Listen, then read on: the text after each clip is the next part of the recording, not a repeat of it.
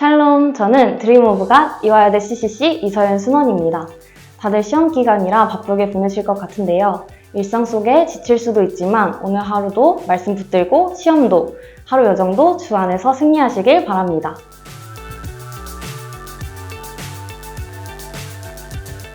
성벽을 봉헌한 날 느헤미야는 백성들 앞에서 모세의 책을 낭독합니다. 낭독 중에 그 책에 암몬 사람과 모압 사람은 영원히 하나님의 총회에 들어오지 못한다고 기록되어 있는 것을 보게 됐습니다. 그러자 백성들은 이 율법을 듣고 곧 섞인 무리를 이스라엘 가운데서 모두 몰아냈습니다. 여기서 섞인 무리는 예배의식에는 참여했지만 올바른 신앙을 갖지 못했고 백성들로 악행을 저지르게 하며 이스라엘 사람 행세를 하는 이방인이거나 유대인과 이방인의 혼혈족을 가리킵니다. 이 말씀에서 우리는 성벽 건설 후에도 유다 백성들의 신앙 회복을 위해 계속되는 느헤미야의 신앙개혁을 볼 수 있습니다. 그런데 이와 배치되게 예루살렘 성전이 부정해지는 일이 생깁니다. 6절을 보면 느헤미야는 12년 동안 예루살렘의 총독으로 일하다가 원래 일하던 곳인 바사의 왕을 만나러 다녀옵니다. 느헤미야는 1년이 채 되지 않은 짧은 기간 동안 자리를 비웠다 돌아왔지만 그 사이 성전에 여러 죄악이 행해진 것을 알게 됩니다. 대제사장 엘리야십이 도비아를 위하여 하나님의 전뜰에 방을 내어준 것입니다. 도비아는 암몬 사람을 뿐더러 느헤미야를 해치려 도모한 사람입니다. 성전에 있으면 안 되는 사람이죠. 그렇지만 도비아는 유다 사람들과 깊은 유대 관계를 가지고 있었고 그렇기에 엘리야십이 그를 성전에 살도록 허락한 것입니다. 이 사실을 알게 된 느헤미야는 분노하여 도비아의 물건들을 그 방 밖으로 다 내어 던지고 방을 정결하게 하고 다시 본래대로 회복시킵니다.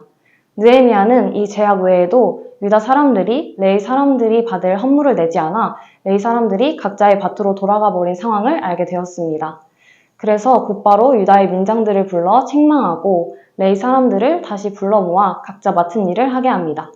이후에 유다 사람들이 다시 11조를 가져다 곳간에 드렸고 느헤미야는 충직한 사람들을 분배하는 직분에 세웠습니다. 이렇게 잘못을 바로잡고 느헤미야는 하나님께 자신이 행한 선한 일을 잊지 말아달라고 기도합니다. 저는 오늘 말씀을 묵상하면서 느헤미야가 하나님께 나를 기억해달라고 내가 행한 선한 일을 지우지 말아달라고 기도하는 모습이 인상 깊었습니다. 느헤미야가 예루살렘 총독으로 와서 성벽을 재건하고 잘못을 바로잡고 백성들의 믿음을 세우기 위해 노력하면서 유일하게 바란 것이 하나님이 자신을 기억해주는 것이라는 점이 대단하게 느껴졌습니다.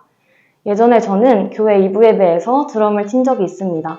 처음 드럼을 배울 때는 어머니께서 내가 드럼 치는 걸 좋아하니까 했고 좀 커서는 목사님께서 필요하다고 하시니까 또 성도님들이 끝나고 칭찬해 주시니까 쳐야겠다 이런 생각을 하면서 드럼을 쳤습니다. 그러다 보니 점점 하나님을 찬양하는 것이 아니라 연주를 하고 있었습니다. 그렇게 사람들을 신경 쓰다 보니 드럼 치는 것에 자신감도 낮아졌습니다.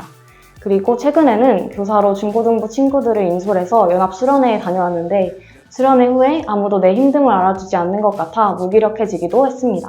하지만 오늘 말씀을 보며 내가 봉사할 때 사람들에게 기억되는 것, 사람들의 생각을 신경 쓰는 것이 아니라 느헤미야처럼 하나님을 마음의 중심에 두고 하나님께 기억되기를 바라며 임해야 한다는 것을 다시 한번 상기하고 반성했습니다.